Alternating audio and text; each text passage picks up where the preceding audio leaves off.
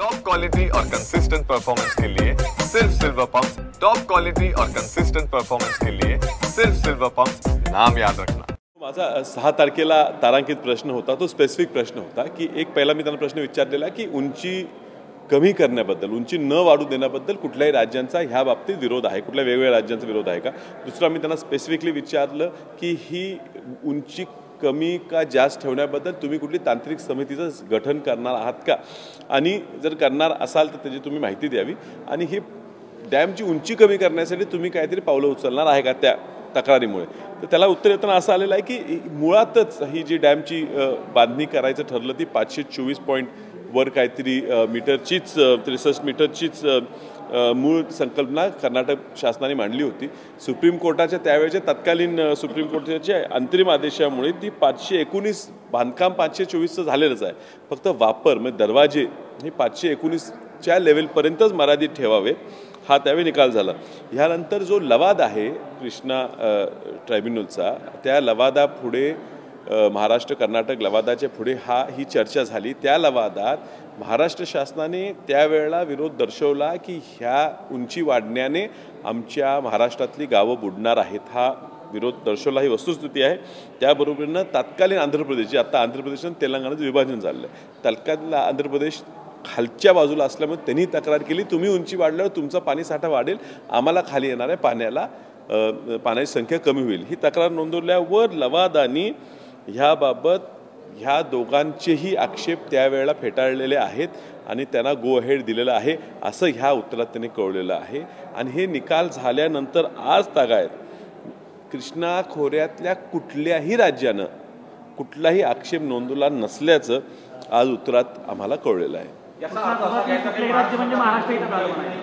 महाराष्ट्र सरकारची अलमट्टी धरणची उंची वाढवण्याकरता होकार आहे असं याचा अर्थ घ्यायचा का? नाही, ह्याला असंच आहे की होकारपेक्षा त्यांनी विरोध दर्शवला। आता त्यावेळी तत्कालीन सरकारने विरोध नोंदवला असला, ते प्रत्यक्ष विरोध ज्या साली नोंदवला त्यावेळेला सत्तेत कुठली सरकार होती हे आता आपल्याला माहिती काढावी लागेल। मात्र हा निकाल मान्य करून महाराष्ट्र शासन शांत बसलेलं आहे। कर्नाटकात काँग्रेसचे शासन असल्यामुळे हा फक्त राजकीय मुद्दा करण्यात काही भाजपचे आणि सरकारचे आमदार खासदार व्यस्त आहेत, आणि कर्नाटकचं राज्य असं करायला काँग्रेसचं करायला, हे ते कर्नाटकाचं काँग्रेसचं राज्य हे कर्नाटकातल्या लोकांनी उभं केलेलं राज्य आहे, निवडून आणलेलं राज्य सरकार आहे, स्वाभाविक ते त्यांच्या राज्याचा विचार करणार। एक राज्य म्हणून महाराष्ट्राच्या जनतेनं ज्या महाराष्ट्र सरकारला त्या ठिकाणी प्रचंड बहुमताने निवडून दिलेलं आहे, त्यांची जबाबदारी आहे की हा निकाल लागल्यापासून तुम्ही जायचं, तुमची ताकद आहे, महाराष्ट्र एवढा मोठं राज्य आहे, तुम्ही जायचं, मुख्यमंत्र्यांनी पंतप्रधानांची भेट घ्यायची, ह्याला आक्षेप नोंदावा। उत्तरात लेखी उत्तर जर त्या खात्याचे मंत्री देत असतील की कुणी आक्षेपही घेतला नाही, ही निंदनीय गोष्ट आहे। तुम्ही विरोध करताय, तुमचा पुढचा वाटचाल काय असेल? आणि काँग्रेसची सरकार आहे, तुम्ही अलायन्समध्ये आहात काँग्रेस बरोबर, कर्नाटकामध्ये काँग्रेसची सरकार आहे, तर तुम्ही स्वतःहून काय हे आम्हीही त्या तत्कालीन त्या ठिकाणी पाटबंधात त्यांचे जे मंत्री आहेत त्यांच्याशी बोलणी झालेली आहेत, मुख्यमंत्र्यांकडे सुद्धा आम्ही निरोप पाठवलेला आहे। ह्याला लवादापुढे काही आपल्याला पुरावे सादर करावे लागणार आहेत, कदाचित पुरावे सादर करायला आपण कुठेतरी कमी पडलो असेल। त्यांचं म्हणणं आहे की त्यानंतर आमचा हिप्परगेट बॅराज आहे आणि त्यामुळे ही उंची वाढवल्यामुळे महाराष्ट्रापर्यंत पाणी येणार नाही, पण वस्तुस्थिती अशी आहे की आज सुद्धा आत्ता विद्यमान स्थितीत आपला राजापूर बंधारा हा पूर्ण पाण्याखाली आहे। बंधारा समितीने रिपोर्ट तयार केला, त्या रिपोर्टसुद्धा पूर्णपणे संदिग्ध निकाल लागला, पुन्हा समिती गठन केली, त्यांनी रिपोर्ट केला। पुराचं कारण आलमट्टी डॅम आहे का नाही हे सांगण्यात आपली कुठलीच समिती बरोबर उत्तर देऊ शकलेली नाही। आपल्याला काहीतरी तांत्रिक गोष्टी तयार कराव्या लागणार, हे राज्य शासनच करू शकेल, आणि आपल्याला पुन्हा एकदा त्या लवादापुढे जावं लागेल, आणि त्या लवादाचा अपील म्हणून आपल्याला केंद्र शासनाकडे जावं लागेल की किमान हे निकाल असतोपर्यंत तुम्ही ह्याची उंची वाढवू नका। लवादाच्या निकालावर किंवा लवादाच्या निर्णयावर आणि त्याच्या आधी जो हायड्रोलॉजिकल सर्वे झाला त्या दोन्हीवर कुठल्याही प्रकारचे ऑब्जेक्शन आले नाही, त्यामुळे 3 कॉन्स्टिट्यूट करण्याचा प्रश्नच उद्भवत नाही। हो, तसं त्याच्या उत्तरात एक हरकत नोंदवायची राज्याला एवढं। हो, म्हणजे मला पहिली पाऊल तेच दिसते की महाराष्ट्र राज्याने पहिला तर ह्याच्यावर आक्षेप नोंदावा, हा विचारलेल्या प्रश्नाचं उत्तरातनं त्यांनी काहीतरी बोध घ्यावा आणि ताबडतोब जाऊन आक्षेप नोंदावा, आणि ह्यात स्वतःसुद्धा तांत्रिक मुद्दे उपस्थित करावे। वस्तुस्थिती ही आहे, मी स्वतः त्या मतदारसंघाचा खासदार असून माझंही घर हे पुरात 3 वेळा पूर्णपणे पाण्यात गेलं होतं. ही परिस्थिती सांगलीची आहे आणि कोल्हापूरची सुद्धा आहे आणि येणाऱ्या ह्या कृष्णेच्या पुलामुळे वारणेला सुद्धा पूर येतो आणि पंचगंगेला जी आमची ट्रिब्युटरीज आहेत ह्या दोन्ही सुद्धा नद्यांना तिथे त्या ठिकाणी पूर येतो.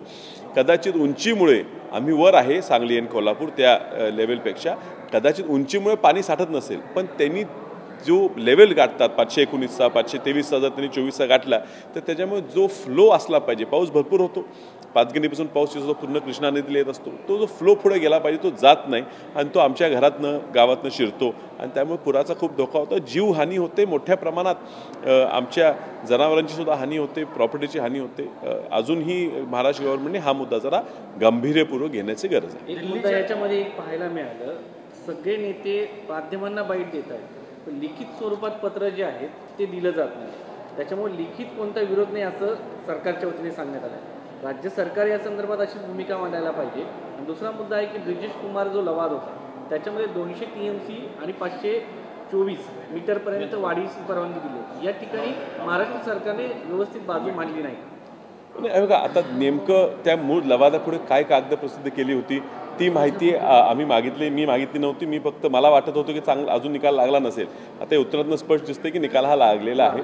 पुढचा प्रश्न आमचा लेखी स्वरूपात त्यांना तोच असणार आहे की नेमकं लवादापुढे झालेल्या पूर्ण प्रोसिडिंगची माहिती ही आम्हाला खासदारांना सुद्धा उपलब्ध करून द्या. म्हणजे महाराष्ट्र शासन तत्कालीन कोण त्यावेळेचे जे असेल ते आपले पुरावे सादर करायला कमी पडले आहेत का, मुद्दा मांडण्याला सादर करायला कमी पडलेला आहे का, हे आपल्याला त्यातनं अभ्यास काढावा लागणार. दिल्लीच्या निकालानंतर कटेंगे तो पटेंगे हा संदेश मोदींनी इंडिया आघाडीला दिलाय आणि महाराष्ट्र विधानसभेच्या निवडणुकीत काँग्रेस नेत्यांनी शेवटपर्यंत तानातानी केली असं संजय राऊतांनी म्हटलंय. काँग्रेसची यावर प्रतिक्रिया? काँग्रेसची प्रतिक्रिया द्यायला मी क्वालिफाईड नाही आहे, मी अपक्ष असल्यामुळे.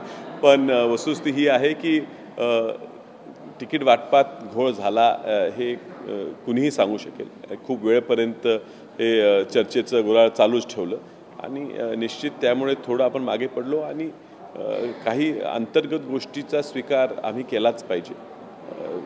आज बजेटचं चर्चा चालू आहे, कदाचित बजेटवर बोलायला संधी मिळाली तर तेही बोलू. थोडं फसवणूक करण्यात भाजपची लोक जनतेची फसवणूक करण्यात यशस्वी झालेले आहेत. आत्ताच आमच्या मतदारसंघात सुद्धा आणि राज्यात सुद्धा महिलांना च्या यादी कमी करत चाललेली आहेत. त्यामुळे खोटे आश्वासनं देण्यात, जुमलेबाजी करण्यात हे सरकार माहीर आहे आणि कदाचित दिल्लीत सुद्धा त्यांना त्या जुमलेबाजीमुळे आणि आमच्या अंतर्गत वादामुळे फायदा झाला असेल. सर, एक हिंदी में हम महाकुंभ पे आप पे एक रिएक्शन जानना चाहेंगे. अखिलेश यादव जो है उन्होंने ये कहा है कि इस पार उस पार दोनों तरफ भाजपा सरकार ये कहती है, एक कहता है आओ कुंभ महाकुंभ में, दूसरे कहते हैं न जाओ उस पार. आपकी क्या प्रतिक्रिया है? साथ ही में उत्तर प्रदेश में एक ये रूल पास किया गया है, एक प्रस्ताव पास किया गया है राहुल गांधी के विरोध में, ये कहते हुए कि वो अपना धर्म जो है ओपन पब्लिक में बता दे, अगर ना बताया जाए तो उन्हें हिंदू धर्म से बहिष्कृत करने की घोषणा की जाए. देखिए, जहाँ तक मेरी जानकारी है, राहुल जी ने कहा है, बहुत बार कहा है कि वो जनेऊधारी ब्राह्मण है. उसमें से अब उनको अभी भी किस प्रश्न का उत्तर अपेक्षित है मैं नहीं समझ पा रहा. It's an already accepted fact, he is mentioned in many times and I think अभी ज़रूरत है इस देश को जाति धर्म के नाम पे हम न बांटें और इकट्ठा एक मानवता के धर्म से आगे चलते जाएं. और कुंभ के बारे में कुछ बहुत महत्वपूर्ण चीज़ें हैं जो हम लोकसभा में लाने की कोशिश कर रहे हैं. एक कि बहुत बड़ी संख्या में लोग वहाँ पे लापता हैं. मृतों की संख्या बहुत बताई जा रही है, लेकिन जब आंकड़े आते हैं सरकारी आंकड़े बहुत कम लोगों की मृत्यु का समाचार बताते हैं और लापताओं का आंकड़ा नहीं घोषित किया जाता. तो उस बारे में तो हम लोकसभा में आवाज़ उठा ही रहे हैं.